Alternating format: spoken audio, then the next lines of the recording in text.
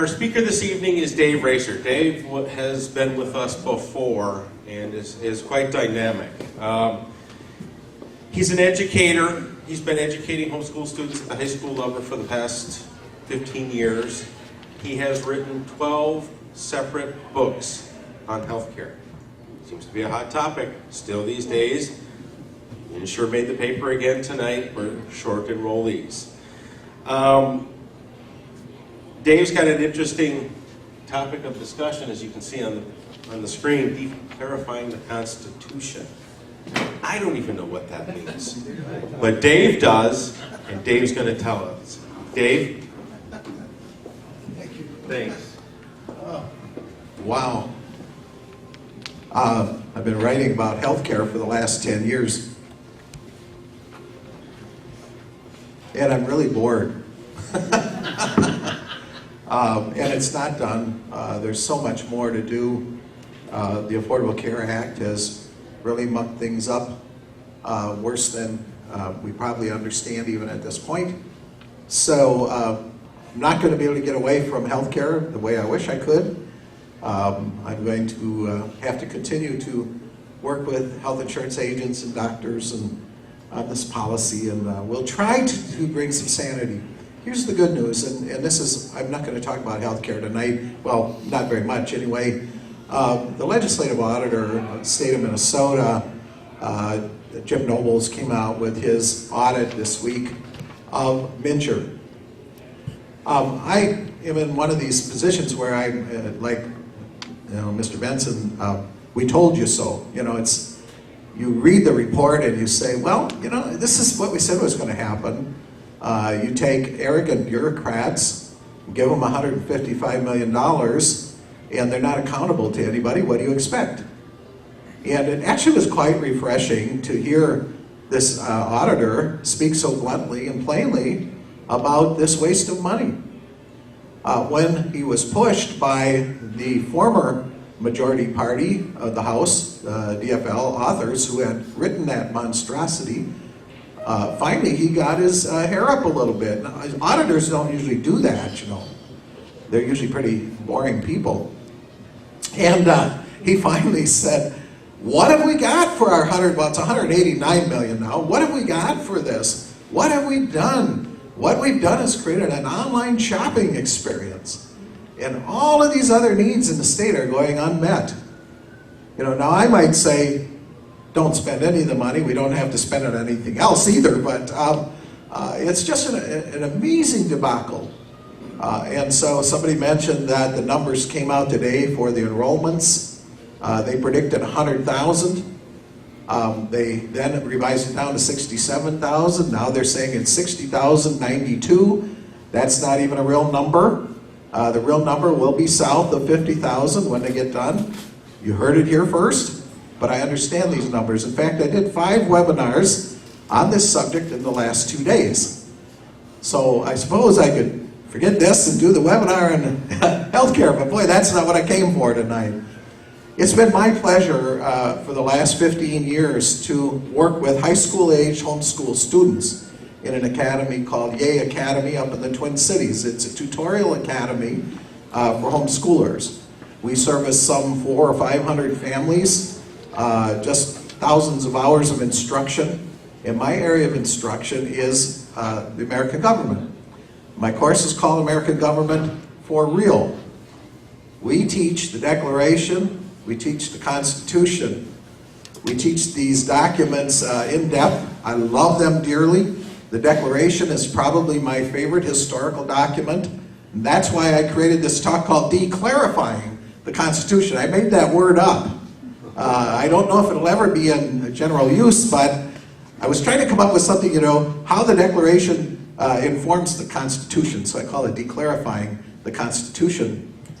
When I give this lesson to my students, it's almost like a preacher giving a sermon, because I get so passionate about the Declaration and what it really means. And I hope I can communicate some of that here tonight. I will tell you, this is the first time for this talk, and so I might even get surprised by what comes up on the slides, and then I'll look silly. But America's creed and America's laws. What do I mean by America's creed?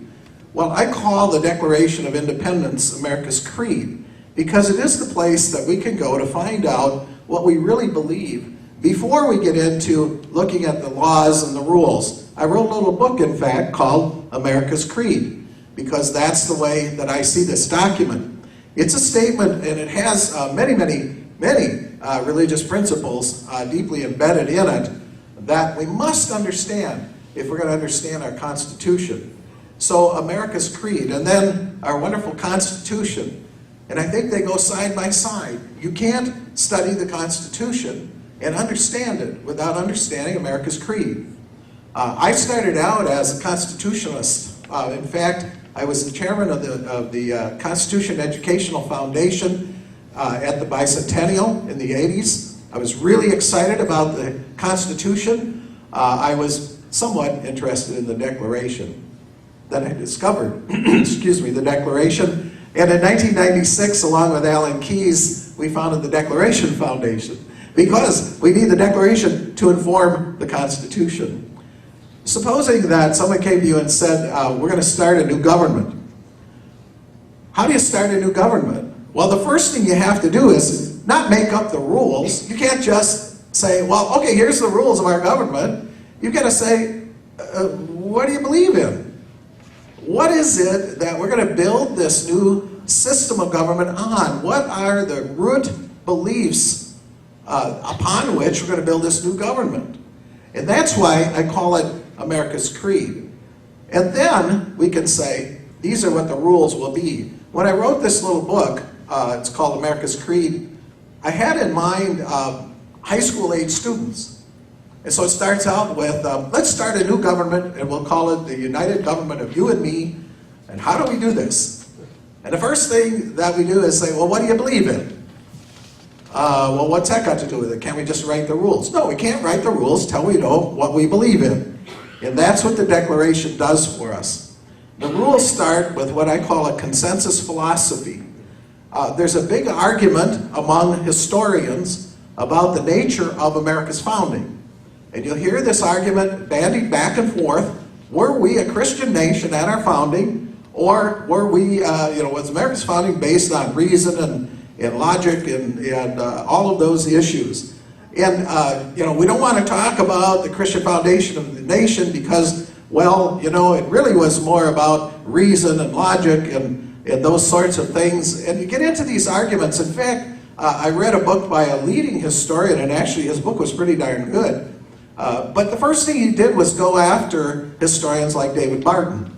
And he said David Barton's problem, and I don't know if you know David Barton at Wall Builders, but David writes from this viewpoint that we were founded as a Christian nation. And he said the problem with him is it's historically inaccurate. And by that he means, at the founding, we were 13 colonies. We weren't a nation. We were 13 colonies. And therefore, to say we were a Christian nation is not accurate. And I go, what? What are we picking at here? The question is, how did people think at the founding? What was their worldview? And so I've rewritten this concept, in my mind anyway, and why I call it Declarifying the Constitution.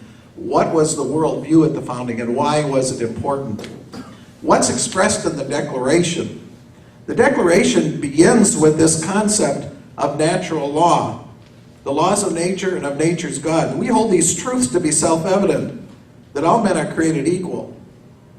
I got a little ahead of myself there. I'm getting so excited. Boy, oh boy, I might get emotional tonight even. Okay, here's the little Constitution book you get from Cato. It's awesome if you haven't got these. These are wonderful. Okay, when in the course of human events it becomes necessary for one nation to dissolve the political bands which have connected them with another, and to assume among the powers of the earth the separate and equal station in which the laws of nature and of nature's God entitled them.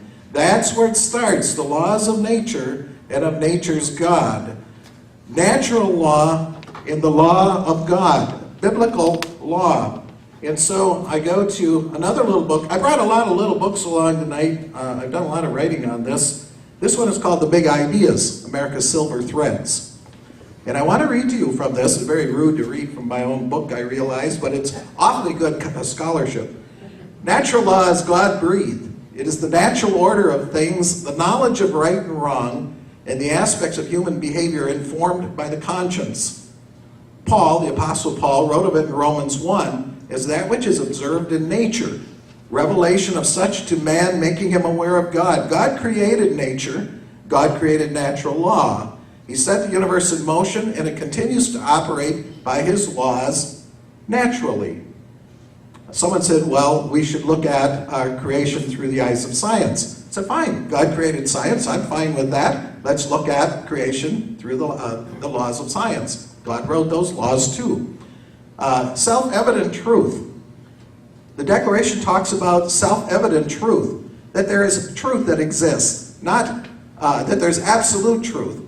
And then it goes on to define that a little bit more as we go along. And I talk about this self-evident truth. What are some of the self-evident truths? Well, tonight it's self-evident that you and I are here. It's certainly self-evident that we don't care about really cold temperatures and we come out anyway.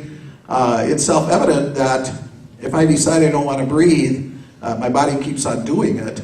It's self-evident that if I drop this, it's going to fall. I mean, there's a lot of truth, very observable truth. But we're talking more about philosophical truth. We're talking more about religious truth here. But truth exists. And that was evident to the men who wrote this declaration. When they said that all men are created, and I actually did that, I was hoping to get more of an effect out of it if you watch it. All men are created. You have to get through the creation to get to equality. And that's the point. All men are created equal. You can't get to equality without going through the Creator. Equality, according to the Declaration, flows from the divine act of creation by a Creator. Now, someone once said, you shouldn't talk about two things in life. One is politics and the other is religion. Well, sorry about that. I'm talking about both tonight. I cannot separate in my mind and my heart what's going on in St. Paul and what's going on in Washington, D.C. I cannot separate that from basic religious truth, especially if I want to believe in a free country and a country based on the things that are defined in the Declaration. The Declaration says, we hold these truths to be self-evident, that all men are created equal, that they are endowed by their Creator with certain unalienable rights. Unalienable rights are those rights that you had nothing to do with. You had nothing to do with being born. I don't think there's a person in this room that raised their hand at some point in history and said, I want to be born, create me. Doesn't happen. It's unalienable that you have no control over that. You do have control over your life after you're born because there are things you can do to your life, but unalienable rights. The source of rights then is the Creator. It's not the created, and it's not the governments conceived by the created. The source of rights lies in the hands of the Creator. And our Constitution was forged by men who believed in the Creator and what He created. Now this is where, again, I'm not here to preach the gospel, although I'd be happy to do that in another setting. I'm here to talk about the basis of American government and what we've lost. In 1965, I was a senior in high school at Johnson High School in St. Paul, hockey capital of the world at the time, before Rochester had good hockey teams.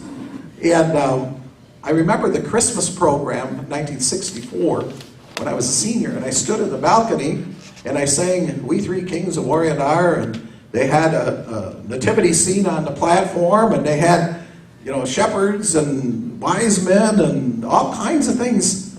They had a baby Jesus on the platform in a public high school in 1964. And nobody thought anything of it because we had a consistent, common Christian belief at the time. And we had lots of different kinds of Christian belief going to the public school, but we had this common belief.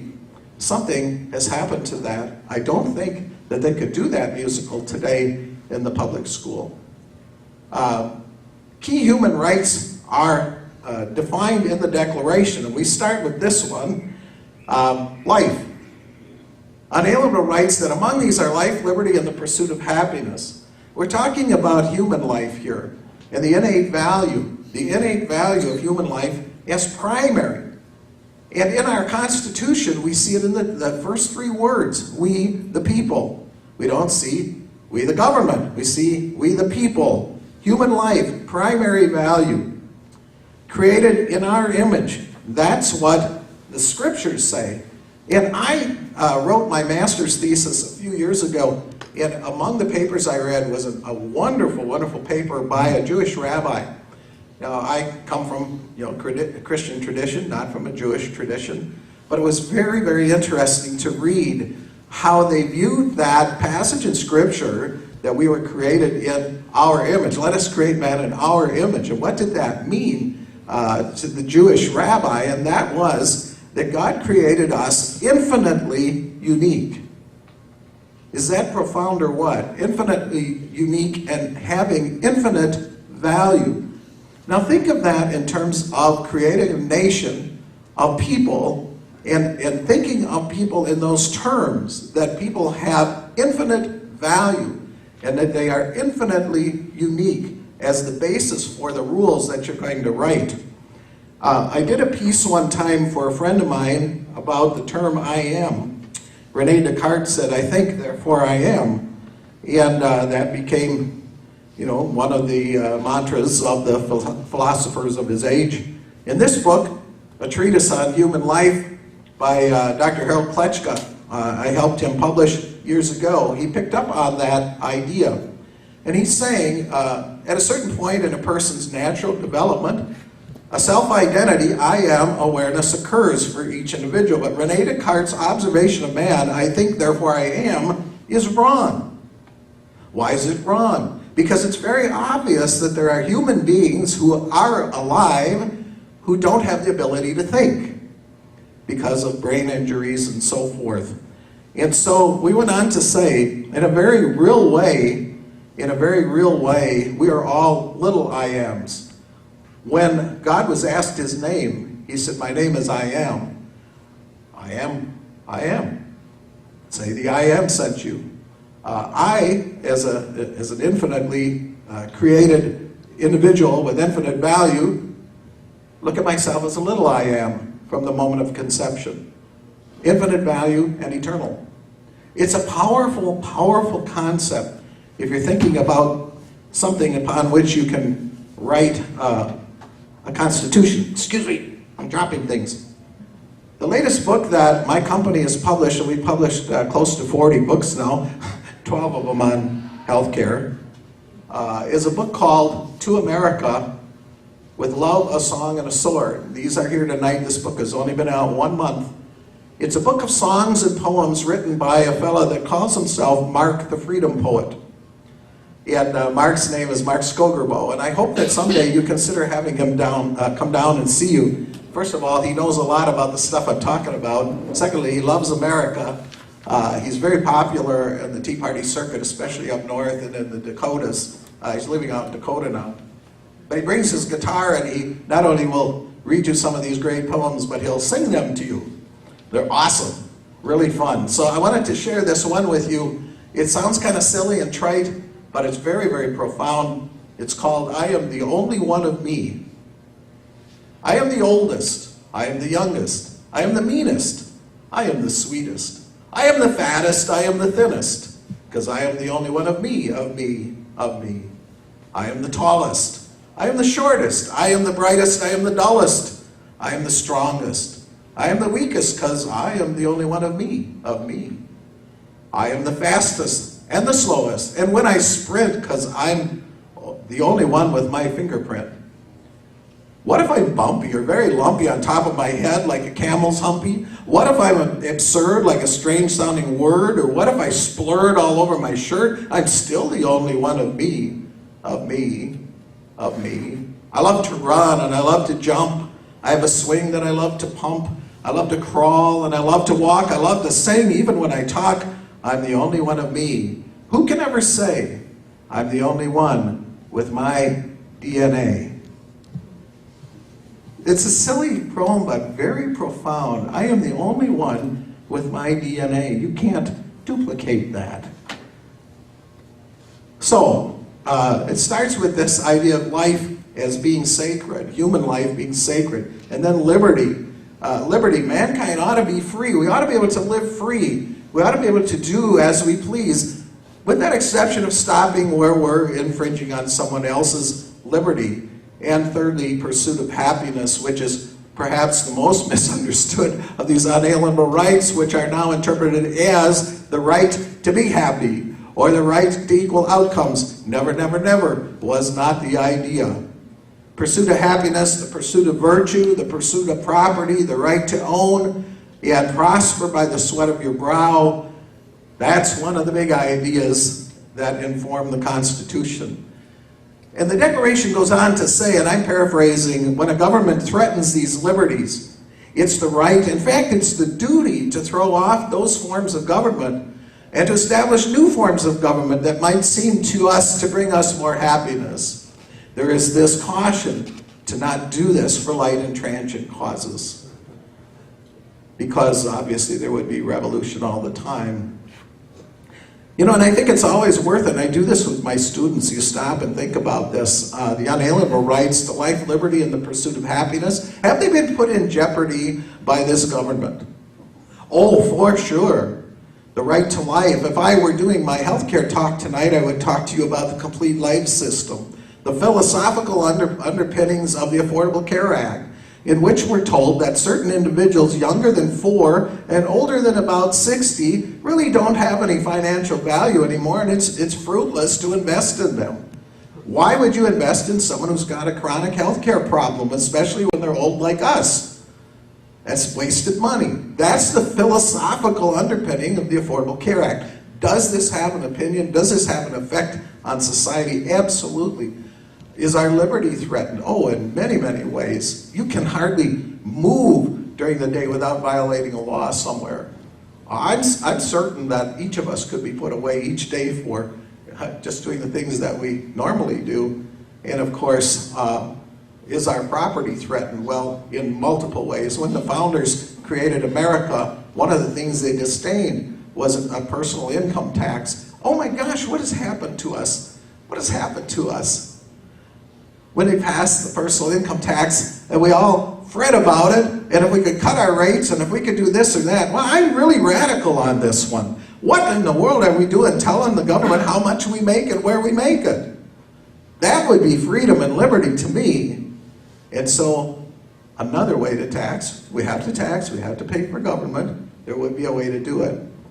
But when you think about this concept of the unalienable right to life, liberty, and property, which you see also in the 4th and 5th and 14th Amendments of the Constitution, you can see that this was an underpinning rule, an underpinning belief of that Constitution when we first adopted it. Ronald Reagan said the American dream is not that every man must be level with every other man. The American dream is that every man must be free to become whatever God intends he should become. There is a philosophy for a government of freedom. Our civil law then flows from our consensus beliefs. The things that we believe by consensus are the things that we're going to adopt as our laws. Now, I think at one time in our history it would be honest to say that we had a very high ethic when our nation had a common belief. It happened to be based on the Christian faith, and so our laws could be written at a very high level. In our federal Constitution, there were only a few crimes identified. Now there are over 4,000 federal crimes. We didn't need a Constitution that identified a lot of those crimes. That was left to the states.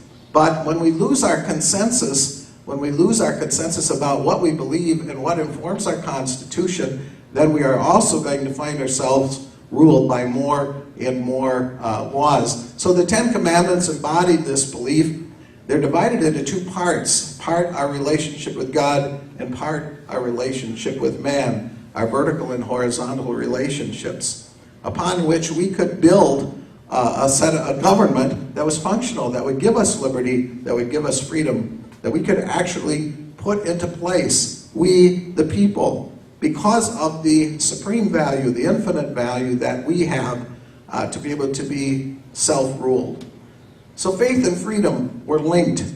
Alexis de Tocqueville, in his book Religion in America, wrote, "The American combines the notions of Christianity and liberty so intimately in their minds that it's impossible to make them conceive of one without the other."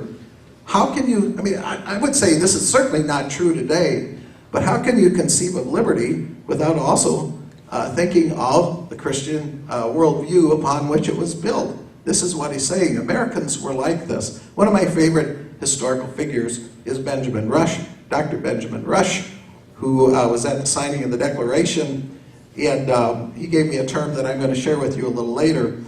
This is a rather long quote, but I'm going to read it up here so I can read it better. "I have always considered Christianity as the strong ground of republicanism. The spirit is opposed not only to the splendor, but even to the very forms of monarchy." And I would say government rule by a president who doesn't seem to be bound by the law. The spirit of Christianity would be opposed to that, but even to the very forms of monarchy. And many of its precepts have for their objects republican liberty and equality, as well as simplicity, integrity, and economy in government. Alan Keyes, one of the quotes that I often use in another talk I do is, "You can't have enough policemen on the street when there are no policemen in the heart." If a person can't rule their own spirit, you can't have enough policemen on the street to rule over them. It's impossible. And so simplicity, integrity, even in economy and government. It is only necessary for republicanism to ally itself to the Christian religion to overturn all the corrupted political and religious institutions in the world. That's quite a bold statement coming from our founder, Dr. Benjamin Rush. This is the revolutionary notion of self-governance upon which the founders won liberty and wrote the Constitution.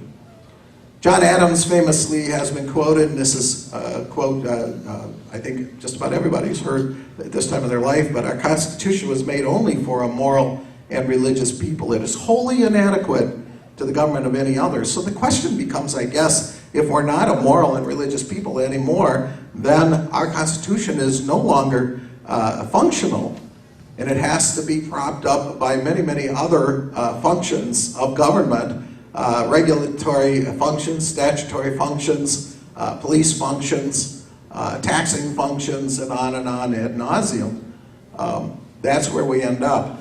John Adams was a signer of the Declaration. He was a member of the Committee of Five. He would have had intimate involvement in the writing of this great document. John Adams knows what he's talking about. So we repair to this creed.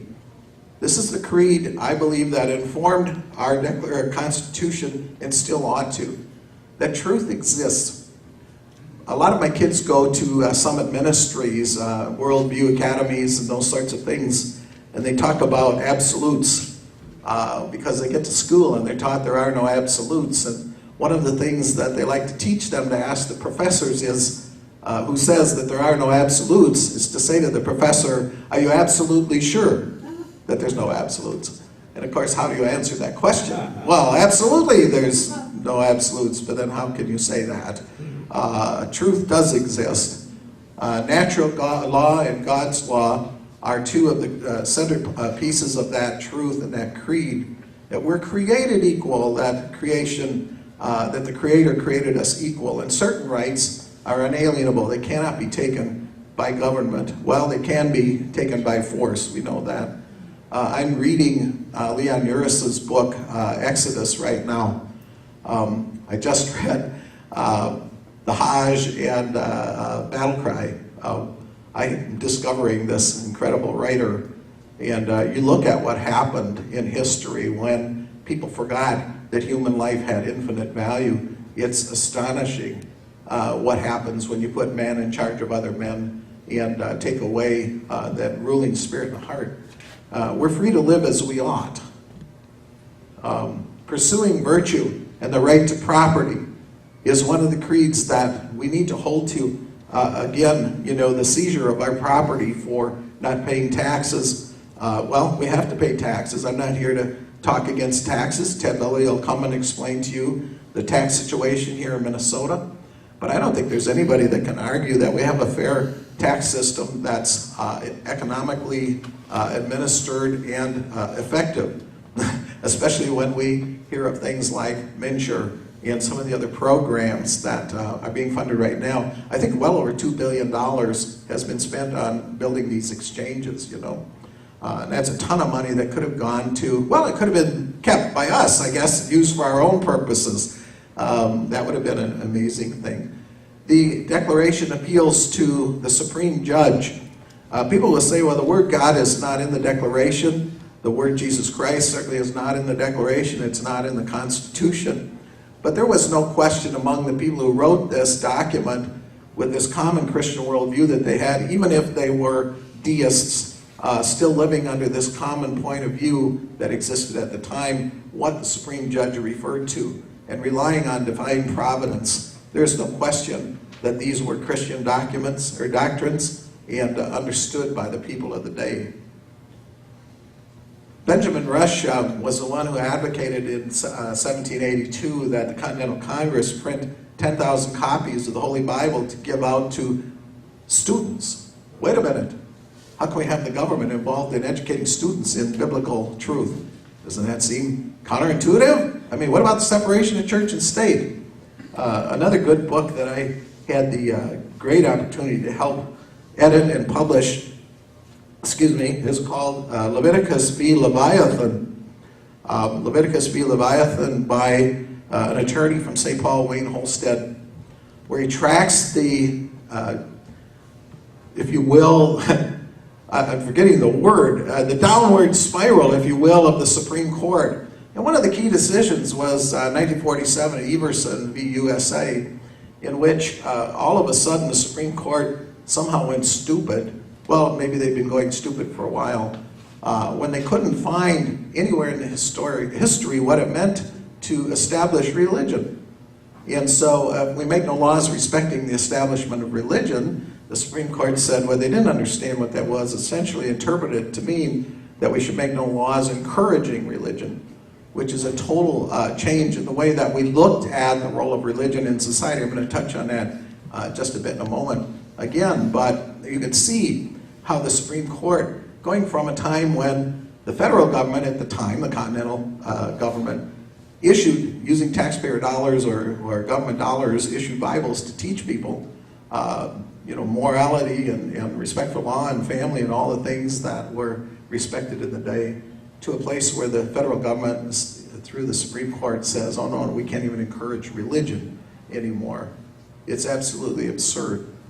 Would a public school today, I thought about this as I was writing this today, would a public school student today with an iPad be able to have a Bible on it? I don't know, by the way. Maybe they could. Maybe they could have a Bible app. I have a Bible app, by the way, that reads to me in the morning, so I'm really lazy now. I can turn on the reader and listen and read at the same time. I'm reading Ecclesiastes. That's a great book if you want to get depressed. But let's hear the end of the matter. Fear God and keep His commandments. That's the whole duty of man. Okay, there we are. The Constitution, I always look at it as a contract between states, the federal government, and we the people. But we the people are sovereign. When I teach my course to my students, I say, what are the 4 branches of government? Well, they've all been taught, executive, judicial, legislative. They don't know what the 4th one is. I said, what's the first 3 words? We the people. We're the sovereigns. We're the kings of America, not the federal government, not the state government. Well, at least that's the way the concept was, that we were in charge and we delegated some of that authority, enumerated powers to the federal government, and others we retained and gave to the state and the local governments and so forth. And the words at that time had a precise legal definition. And you can go back and read Blackstone and Koch and some of the others who wrote during that time, and what did those terms really mean? And you'll find they had a rich religious foundation, and they meant what they meant.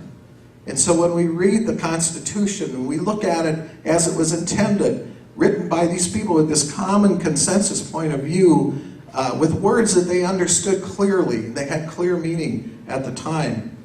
We can go to the preamble. We look at the preamble. Why did we write a Constitution? To form a more perfect union, because the other one wasn't quite as good as it ought to be, to establish justice and defense and so on, and encourage, if you will, the common welfare. I always find it interesting, the verbs that they chose. I'm kind of butchering it tonight, forgive me. I really should get it right. I'm just getting too excited, that's all. Establish justice. I'm going to get it. Hold on. I'll get the right words. More perfect union, establish justice, ensure domestic tranquility, provide for the common defense, promote the general welfare, and secure the blessings of liberty to ourselves and our posterity. The blessings of liberty, another biblical term, if you will. But I like those verbs because they're, form, establish, ensure, provide, secure, and promote. Promote the general welfare. And you get into Article 1, Section 8, and the general welfare clause, and you realize how that has become such an abomination, going from general welfare to specific programs and give specific dollars to specific people who satisfy specific bureaucrats if they qualify for those. And it's part of why we have to have a big online insurance system, because now we have to give specific benefits to specific people because somehow they qualify. It's insane, really. It is not certainly what it was that was intended at the beginning. When the founders wrote the Constitution, they were very pragmatic people. They knew that even virtuous men were given to vanity and greed, power-seeking, and they had to be restrained by law. They had to be bound by law. And so they created a great Constitution with many checks and balances. And the reason that I put this one up there was the Great Compromise. When Ben Franklin rose, the Constitutional Convention was about to blow up. The big states and the small states couldn't come together. And Ben Franklin rose and he says that I've lived a long time, and he goes on to observe that not even a sparrow can fall to earth without God knowing it, and how can we begin such a great nation without going to the Creator first and praying? And I know that they didn't pass a resolution to pray every day and so forth. That's part of the fact. But the very fact that this man, who was considered a deist, and in his early 80s would stand up and remind people that on this earth, not even a sparrow falls to earth without God knowing it. How can a nation rise without the blessings of God? And after his speech, the Great Compromise came into being. We were able to reconcile the difference, so we created our bicameral legislative function. We know that at the beginning, actually, if you read the Constitution, the reasons for impeachment include bad character. That's not the words that are used in the Constitution, but it was clearly understood that a person could be removed from office for bad character. And we've had some pretty bad characters in office in this nation. One of them who couldn't understand that he needed to keep himself pure and commits adultery in the Oval Office with an intern. And people in America said, well, that was only about sex. And I said, yeah, that was about sex. You know what? That's bad character. And I don't think we need that kind of guy for our president. I'm not naive enough to believe that it doesn't happen. But I'm talking about the highest office in the land. And they were impeachable for poor character.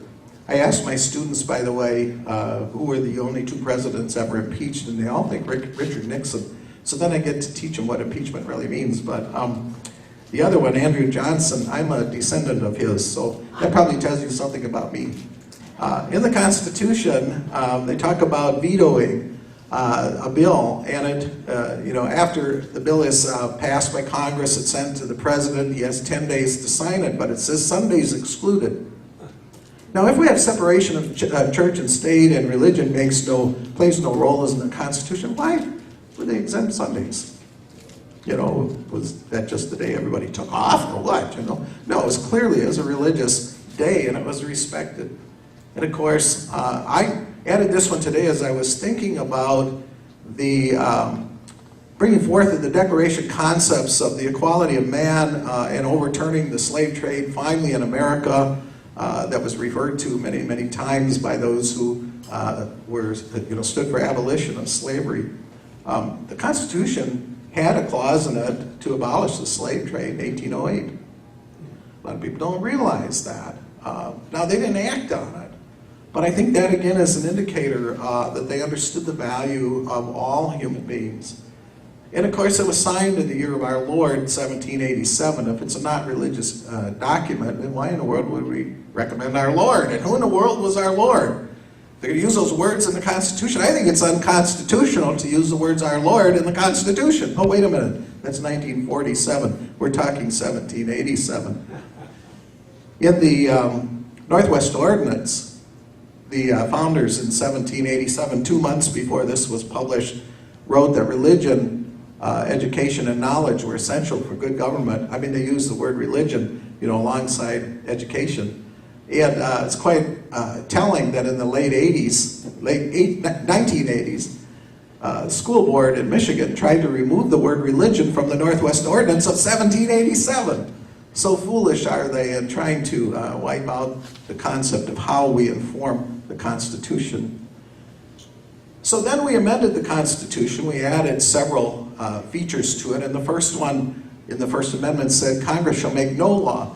And I always do this to my students. I say, how many laws does this say Congress shall make? And they'll say, no. And I say, what does no mean? Well, Mr. Racer, no means none, right?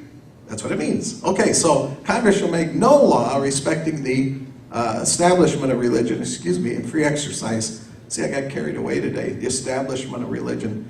Government, Congress has to stay out of this. Does Congress stay out of it? Well, certainly not through the prorogation process and so forth, but they need to stay out of it. What about the religious test clause in the Article 4, where it says that nobody has to take an oath of office? Or is it Article 6? Nobody has to take an oath of office or cannot be compelled to take an oath of office, a religious oath of office. Well, it's remarkable when you realize that in the state of Delaware at the same time, if you wanted to be elected to office, you had to declare yourself to be a born-again Christian. This was not uncommon in the colonies. We're talking about the federal government here, where we didn't want to have a national church. We didn't want to have a sanction that said you had to be of this denomination or of this faith. And it's one of the great things about America, that we can bring together people of all different kinds of faith. It's an amazing thing that we have in Minnesota, that kind of diversity. Even with a Muslim member of Congress, say what you want. They have the right to run for office in America.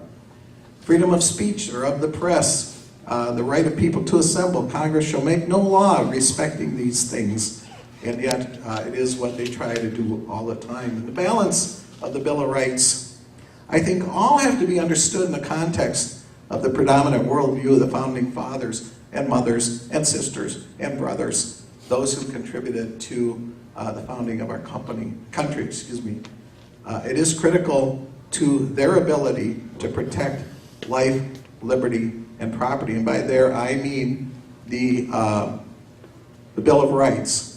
It is critical to have this common Christian worldview to protect those unalienable rights. And that predominant worldview is based on Christian thought, first and foremost. I think that's indisputable if you read, honestly, if you read honest history. It's really hard to get away from. And why would we want to anyway? Except that it's an offense to some people. So, I was at a meeting, another Tea Party meeting, Southwest Metro Tea Party last Monday night, a week ago, and there was an elderly gentleman there who said, well, what about our kids? What are we going to do about our kids? They're not learning this stuff. Brian, this is the place. If you could hand those out. I want to show you something that I believe has been placed on my heart. It's something that I've pledged myself to do going forward. I'm 67 and a half years old now. My doctor says I have a really, really healthy heart. That's a good thing. I had cancer last summer. That's gone. I had a brain bleed 2 years ago, but I got a healthy heart. And so as long as my heart works, and my brain works, and my mouth works, I'm going to keep on doing what I'm doing. Only I want to really focus on these people, on young people.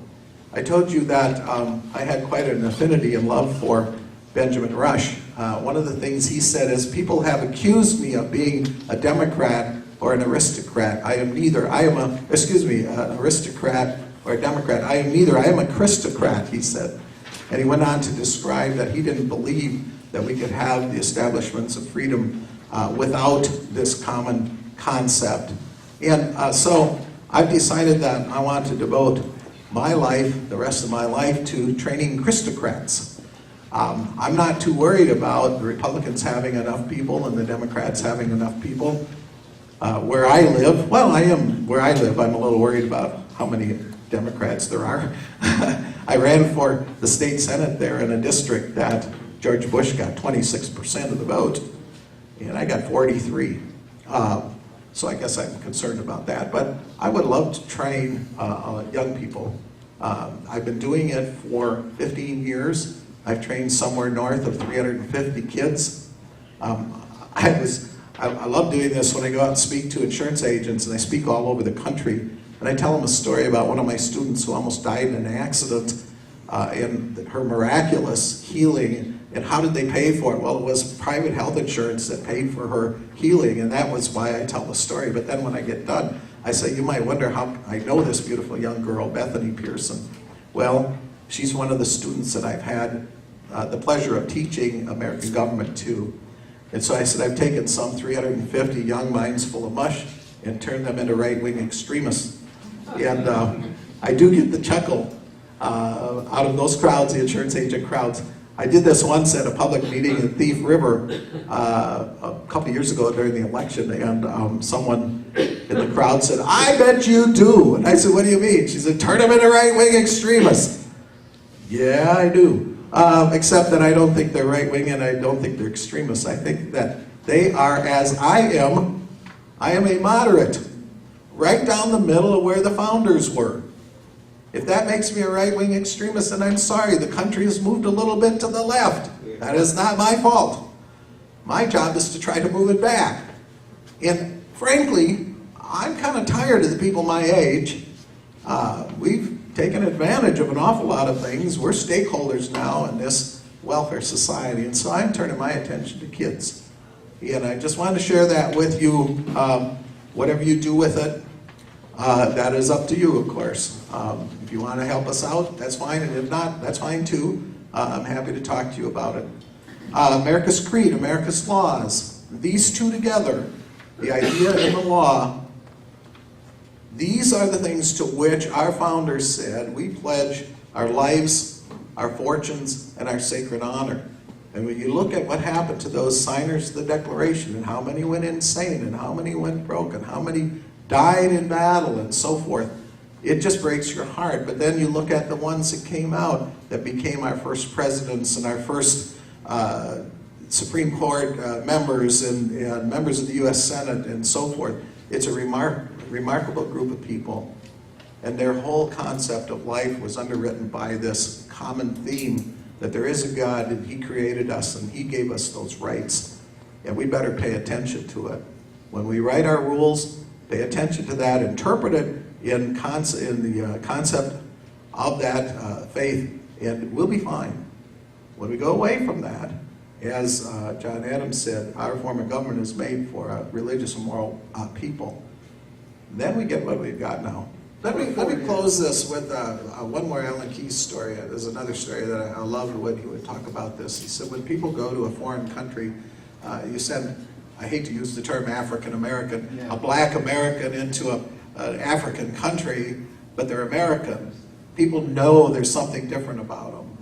They could dress just like the native Nigerians, but there's something that sticks out. And he said it's an idea. It's this idea of freedom. People don't go to war to get a better Chevrolet.